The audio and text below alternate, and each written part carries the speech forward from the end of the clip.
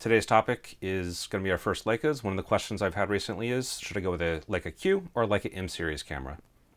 Now that Leica has both high-resolution M cameras, both the M10R and the M Monochrome, and there's equivalents with the Q2 and the Q Monochrome, all high-resolution, over 40 megapixels, 47 megapixels for each of the Qs, 41 for each of the Ms.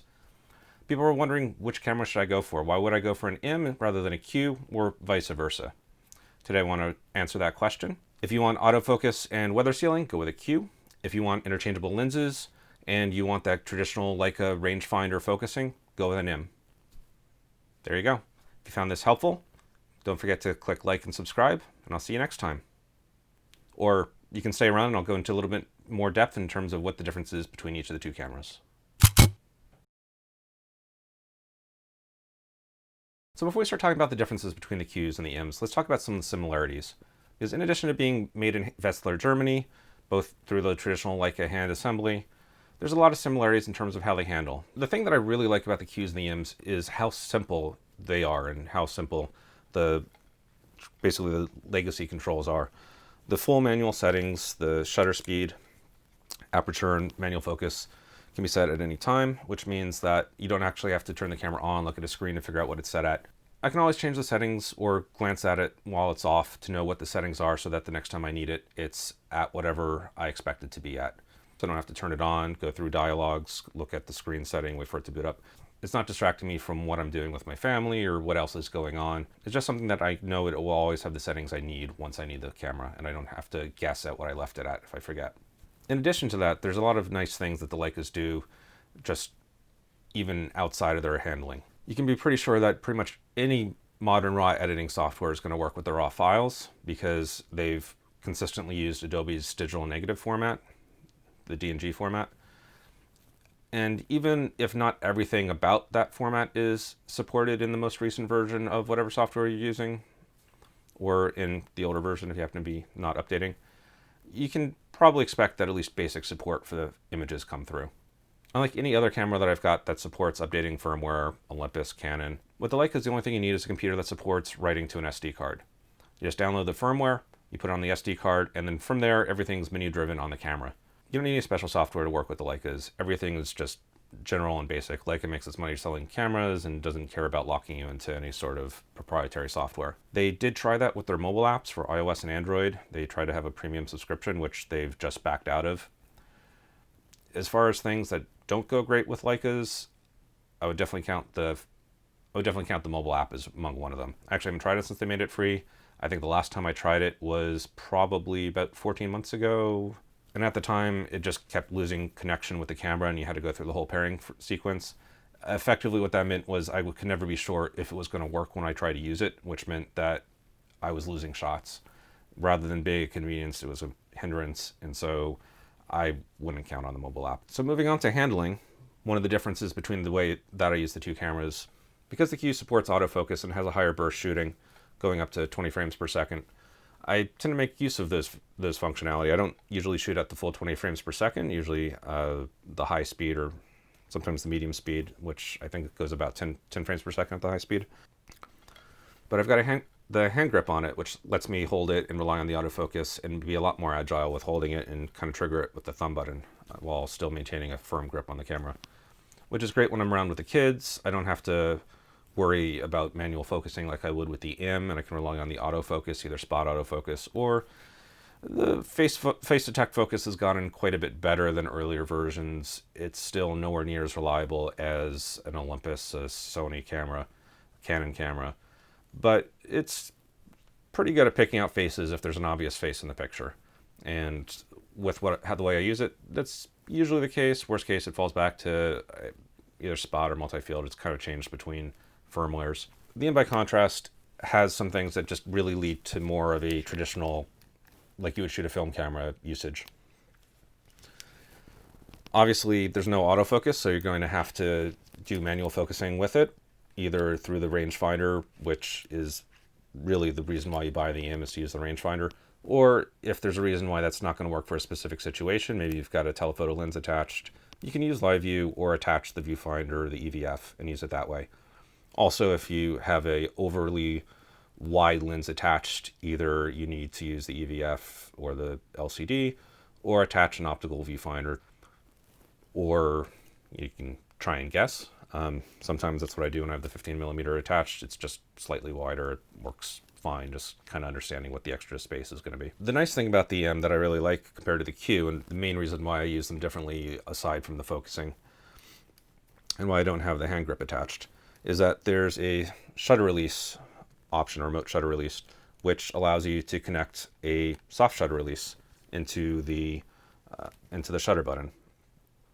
And so what that allows is for a much more natural, once you're manually focused, just a much more natural release of the shutter. So just clicking down in the inside of your joint. So what are the other differences? The Qs all support video. I wouldn't rely on it for video, but it's a nice to have feature. The latest version of the firmware makes it a lot harder to accidentally trigger it. I used to have problems on the first version of the firmware. There's a button that sits right underneath the thumb that controls the display shown on the screen, and it goes from, for instance, no displays to the normal shutter, aperture, live view display metadata, and then it goes to video. And so just toggling, trying to get either the information back on the screen, get to be able to see your histogram or not. If you toggle the wrong way, you end up, wrong number of times, you end up in video mode, even though you're just trying to clear the screen or get your histogram back. And especially if you're trying to actually get the information on the screen, you're trying to get your histogram back, it may not be immediately obvious that you're in video mode until you're not actually hearing the shutter happen and you're trying to figure out why, like what's going on. And you end up losing shots that way. Some people have said they haven't had a problem with that. I thought it was very annoying, and I definitely accidentally ended up in video a few times without realizing it. And I'm glad that they now took that out of that rotation. You can use the touchscreen on the back to get the video if you want it. And I have used it a few times, but it's by and large definitely not the best option for video. Compared to the M, on the other hand, though, the current M cameras, the M10R, the M10 Monochrome, don't have any video support. Some of the previous M digitals have had video, the Type 246, for instance. It's always been met with mixed reviews, mixed opinions. Some people like the free option, other people, like the way I was using the Q, just thought it was a hindrance and was more frustrating if they ever bumped into it and otherwise just didn't even notice that it was there. They both have similar sensors, high resolution. The M10R and the M10R and the M10 Monochrome, as I said, have a 41 megapixel, goes up to 50,000 ISO or 100,000 in the monochrome version. Same ISO settings for the Q2 and the Q Monochrome, but a 47 megapixel sensor. Now the lens that's built into the Q cameras isn't perfectly rectilinear. It relies on software to straighten out the edges. What you actually get is a little bit of a fisheye exposure. And if you're using Darktable or something that doesn't automatically apply the lens correction, you'll actually see that in the image until you manually apply the lens correction. I believe the current version of Adobe's imports automatically apply that and you can't undo it. I've also heard that with the built-in digital crop that the Q has to kind of mimic attaching a telephoto lens of various lengths, that gets baked into the DNG as metadata there. And while it doesn't actually change the data recorded, it still records the entire image. It'll be just as large. With the Adobe software, it will automatically crop into that setting and you won't see the larger image. I've seen mixed things about which versions of Lightroom or which versions of Adobe products automatically do that, which ones let you get it back. With Darktable, it has the option to automatically apply the corrections, but it doesn't automatically crop in. So what I like doing when I'm using Darktable to edit is just use the crop in line, so I have an idea of what would actually be in the image if I were to cut to 35 millimeters, for instance. But then I do all my cropping if I need it in post anyway. So one of the other differences is that the M10R and the M10 Monochrome continue to use the same battery that Leica's been using in their digital Ms, the BP-SCL5. And that's smaller than the battery that Leica's using in the Q2 and the Q Monochrome, which is the same battery they use in their medium format camera, the BP-SCL4. So what that means is two things. You can get 350 shots in the Q2 as opposed to the M10R or the monochrome versions. And it also costs more, $275 for those 350 shots compared to $195 for the 210 shots you get with the M10 cameras. Now both of these cameras maintain a lot of the similar ergonomics and styling that Leica's had going all the way back to their M3 in the 1950s. This is great in a number of ways, but there's some places where maybe Leica's gone a little bit too far. So, case in point, this is a Leica M3 from, I think this model might actually be from the 1960s, but it's basically the same. The only difference, other than some cosmetic changes, is that it has a single throw film advance lever. Now, the way that you had to change film with the M3 is there's a bottom plate that you unscrew. You take that off, and then the back plate comes down. And so you need to take the bottom plate off in order to get to the film. When you're done, you reattach it, and you're off to go. A lot of the ergonomics are the same. Lenses are exactly the same, so aperture and focusing is through there. The rangefinder window on the M3 unfortunately was superior, and now that Leica has terminated their a la carte, you're not going to be able to get anything close to it in terms of the field of view, or even the quality. The M3 was remarkable in that it effectively never had any glare in it.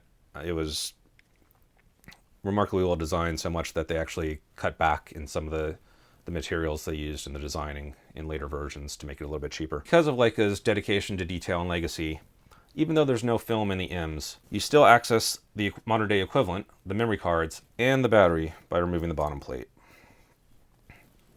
There's a full bottom plate that you have to eject. Get memory card, battery, and then reconnect. That seems a bit excessive dedication to legacy. The Q, by contrast, assuming you don't have it connected to a hand grip or the Leica first-party case, there are third-party cases where it's not an issue. The SD card is accessible through its own dedicated bay, and even when it's weather sealed, the battery can be ejected separately just like that and popped back in. So obviously none of these cameras come cheap, and the convenience of weather sealing, autofocus, an accessible battery and SD card slot will run you $5,000 for the Q2, which is the cost of 2 Canon R6s. And the Q Monochrome will add another $1,000 for a total of just under $6,000 US. And that's actually quite a deal when you consider that that amount of money is only going to get you a used version of the older 24 megapixel version of the M10. The M10 Monochrome and the M10R are both going to run about $8,300 without a lens. So I've given you a lot of information beyond the high level differences and the key distinctions. Obviously the Q line is going to be cheaper, and if you don't need the interchangeable lenses, it's going to be the much better value. However, if you're concerned with the budget, there are other options as well. If you can find one of the first generation Qs or the QP update, you can save some money, and you're really not losing that much. It's a low resolution sensor, which is actually a lot easier to process, but strictly speaking, unless you're peeping into the individual pixels, you're going to get better noise handling with the Q2 and its newer sensor. There's a lot of debate back and forth about that online. If you're pixel peeping at the individual pixels, yeah, the larger cells on the Q are going to look cleaner, but at the whole image, the Q2 is going to beat it by a bit. There's also the option of the camera line that I miss the most, the Leica X line. I've got an X2 that I generally carry in an ever-ready case with the front flap cut off, so making a half case. And I can usually wear this underneath a hoodie, underneath a jacket, just slung across my shoulders. And drawbacks of the camera compared to the Q, if you're going to look at a first generation Q or the Q2, or an M10 for the matter, is that it is a little bit slower to start up and be ready to take a picture. Part of that is because the extending lens just takes a little while. The autofocus isn't anywhere near as quick as the Q, so it's a little bit more finicky. There's technically face detect. I wouldn't ever use it. Really, you just want to treat it like a single spot focusing. In my opinion, it's the only way to get accurate shots, but it functions pretty well. It's got a 16 megapixel sensor after the first version. I would suggest the X2 or one of its successors. Personally, I stayed away from the X Vario, which is the zoom lens version. Otherwise, it's a very similar camera. Other people have really loved it. I would go for the non-zoom. They have a 2.8 throughout any focal length. The newer ones can actually go a bit faster as long as you're not focusing right in front of the camera. Software limits the focusing. Only other drawback beyond that is that really you're limited to ISO 3200 or lower. It gets really noisy once you're moving past 1600 into 3200. There's some smoothing that happens automatically, and anything higher than that is just unusable on the X's. The very first X won't even let you go past 3200. The battery life and the higher ISOs get a little bit better once you get to the X2. So I would generally avoid the very first X unless you get a great deal. For the battery life alone, I would go with the X2. The nice thing is that all of the X's use the same battery. So if you find yourself an XU, that's a great addition, and they process, and the images come out looking pretty much exactly the same regardless of whether it's the X2 or the XU. The batteries aren't interchangeable. And so it makes for a great system that you can intermix things with and not really worry about which camera you're getting the pictures out of. So those are my recommendations. If you're looking for the latest and greatest high resolution, high ISO, obviously you're going to look at the Q2 or the Q Monochrome, the M10R or the M10 Monochrome. They're all great cameras if you can afford them. They all have the different trade-offs. Really comes down to interchangeable lens versus weather sealing if you're ignoring the price question, and you're ignoring autofocus versus rangefinder, which is really a secondary issue unless you really want the rangefinder focus or you really think you need the autofocus ability. If you care about the high ISO and you're going to be shooting in low light, I think the monochromes are the way to go. That's the reason why I ended up getting the M10 Monochrome more than anything else, was because I knew in some of the situations I was going to be shooting in converting to black and white anyway to get rid of the chroma noise, and you get that extra stop from not having the Bayer filter, and everything is just a bit sharper anyway, so it saves a lot of hassle. And I was shooting black and white film on the Leica M3 anyway, so it's just a natural transition to go to the M10 Monochrome. Admittedly, when I bought it, I never thought Leica would make a Q monochrome. I just thought that the market size of the percentage of the market size that wanted a monochrome out of the percentage of the size that would go for the Q instead of the M was so small that I just never saw that as a practicality. Whereas once the Q2 and the M10 bodies came out, the sizes of the cameras got so close to the film cameras that I finally decided to go with them and get those camera bodies. And that's what I've been waiting for the previous generations of M's, whereas they just seemed too bulky. And by the time the M10 came around and the Q2, they both feel very similar in hand. Hello, cutting in. One of the benefits of having taken about a month for me to wrap up this video is that I've got a little bit more information.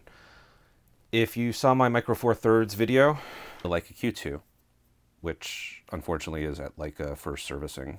So all I've got is the grip and the battery because I didn't want those. You probably saw me mentioning that this was all I had of my Leica Q2 at the time. When I was filming that in November, my camera was off with Leica in New Jersey being serviced.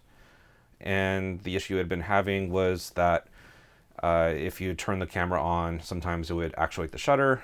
It looked like it took a photo, but then it would just lock up, never record the pictures. And at the time, I'd have to pop the battery out in order for it to shut down even. It was happening about once a week. I was taking about 4,000 to 6,000 photos with it a month. Since getting it back in November, I've only taken about 6,000 shots total with the Q2, so a lot fewer than I had been taking over the course of the spring and summer with it. When Leica had it, they had it for about 4 weeks, which is the turnaround time for the Q2 in the US anyway, for when you get shipped to New Jersey. And they replaced the circuit board. They did a clean lube and adjust, usual Leica repair policy.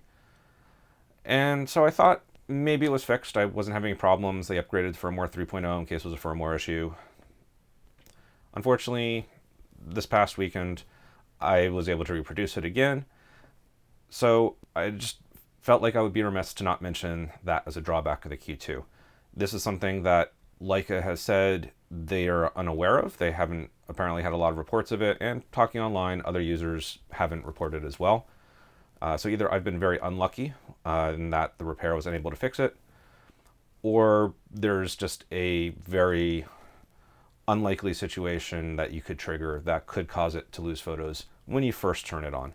And as I mentioned in the video, I like to turn it on and off in between shots because that's just the way that I'm working with it. I tend not to do like a photo shoot. I tend to try to conserve the battery as I'm running around the kids. I'm not taking pictures constantly. And so usually I turn it on, take a few shots. Once it seems like I'm going to stop taking photos with it for a while, I turn it back off, put it back in the sling, and save it for the future.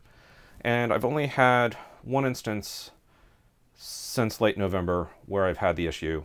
And it didn't need to pull the battery this time to turn it off. Eventually flipping it on and off and on and off actually took effect and it would shut off. Verified none of the pictures were saved. But then it works again as normal. So if you get the Q2, which I still think is a great camera despite this weird behavior that I get occasionally about once a week before I shipped it off. I don't know if it's less often because it got fixed or it's just randomly.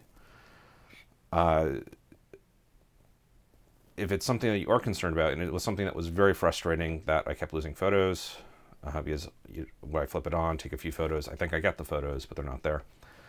Some things that you could try to mitigate that: don't turn the camera off in between bursts of shooting. Always take a throwaway shot before you take any shots that count. That's not great for decisive moment photos, which is usually the case when I'm using it with my kids, unless you can turn it on sufficiently in advance and do that throwaway shot. Defeats one of the purposes of the Q2 in my opinion, so it's not something I've gone with. You could try not using high and the very high speed bursts. I've almost completely kept it on the high speed continuous shooting, which is the first time I noticed this. I hadn't noticed any issues prior to late March, at which point I had switched from using single shot to high speed continuous. And so I feel like that's probably related to what's going on. I've gone through 3 different SD cards now, so I don't think it's the SD card related, or at least not the cards themselves. So something to be aware of if you're looking at the Q2. I haven't seen anybody else who's had the issue. Leica says they're not aware of the issue. They've tried replacing the circuit board though and updating the firmware, and it has not fixed the issue. It's something that happens very infrequently. There are mitigations for it. It doesn't defeat all the benefits of the camera, just how I've been using it. So if you're not going to use it in the high speed mode in the way that I'm doing, or you tend to just leave your camera on all the time, maybe this won't impact you. But if you're looking to use it in the same way that I've advocated, taking advantage of burst shooting and being able to flip it on and off as you need it, something to be aware of. It's a real problem for me anyway. And I want to make sure that if you're listening to my advice, that you're at least aware of the problems I've had with it. But that doesn't change any of the other messaging that I've had in terms of recommending the camera or the M10. I think they're still both great cameras. I've not seen the same issue with the M10, but I also don't use it in the high-speed burst. So take that into account, and back to the end of the video. Thank you. And so you really can't go wrong with either one as long as you weigh the trade-offs and you know what you want out of it. So this time it really is the end of the video. Hopefully this was helpful. And if you have any questions or feedbacks, feel free to leave comments. I'll try to get back to them. Hopefully that answered all the questions, but if not, I'll try and do that in the comments. Thank you very much and enjoy.